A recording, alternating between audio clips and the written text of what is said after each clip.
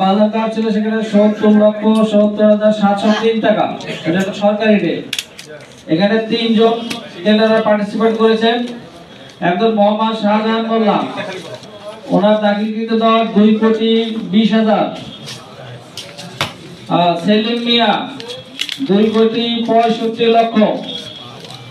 Doctor Moynul Hasan Chowdhury ৩,১৫,৫০,০০০। ৩,১৫,৫০,০০০। Doctor Moynul Hasan Chowdhury, তিনি সর্বোচ্চ দরদাতা হিসেবে বিবেচিত হয়েছেন। আলহামদুলিল্লাহ।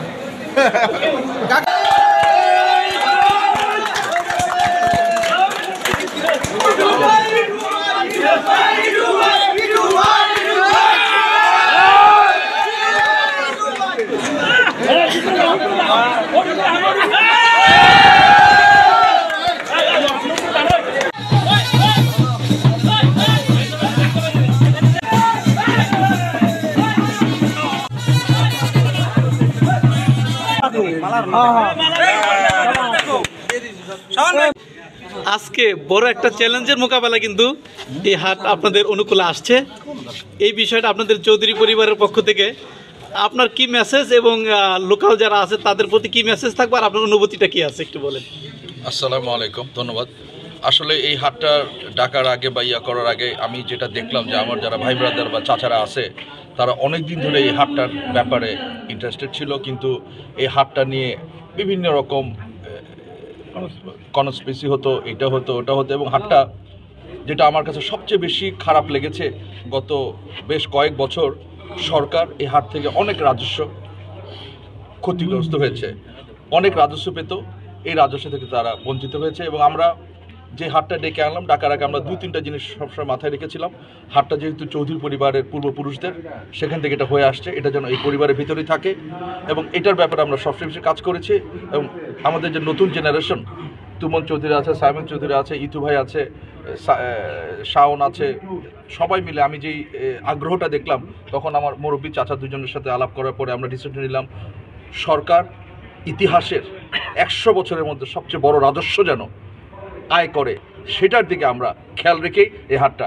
এখানে আমার কি লাভ হলো, আমার কি লোকসান হলো, পরিবারের কি হলো, সবচেয়ে বড় আমরা সরকারের এই রাজস্ব দিকে আমরা খেয়াল রেখেছিলাম, এবং আমরা একটা উদাহরণ সৃষ্টি করে গেলাম যে হাট আসলে সরকার এই পরিমাণ টাকা আসলে পেতে পারে, এবং মানুষ এবং জনগণ এবং সরকারও হিসাব করবে যে আসলে গত ১০-১৫ বছর কী পরিমাণ। যে ভাই, এই দক্ষিণ অঞ্চলের ঐতিহ্যবাহী মাতবরের চর হাট, যেই হাটের সাথে আপনাদের একটা ঐতিহ্য বহন করে, আপনাদের পারিবারিক একটা ঐতিহ্য এই হাট, দীর্ঘ ১৭ বছর কিন্তু এই হাটে আপনারা যেতে পারেন নাই, কোনো ওপেন টেন্ডার হয় নাই, কোনো শিডিউল পর্যন্ত বিগত সরকার আমলে কিনতে দেয়নি আপনাদের।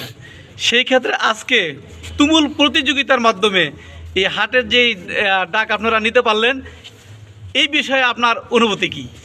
বিসমিল্লাহির রহমানির রহিম।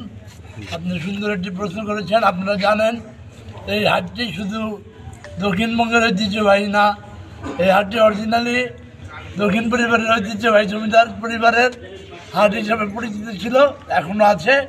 যদিও জমিদারি সরকার নিয়ে গেছে, কিন্তু হাটটি তাদের পরিবারেরই ছিল।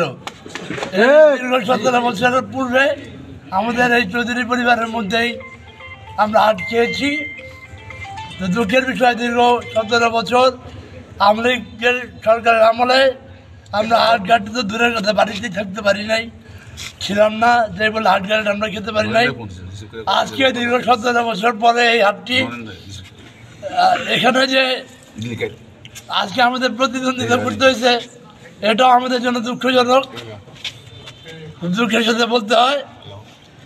কিছু পরিবারের সকল সদস্য আমরা এক হয়েছি, ইনশাআল্লাহ যতদিন আল্লাহ আমাদের বাঁচিয়ে রাখে আমরা এইভাবেই থাকবো, এই বলে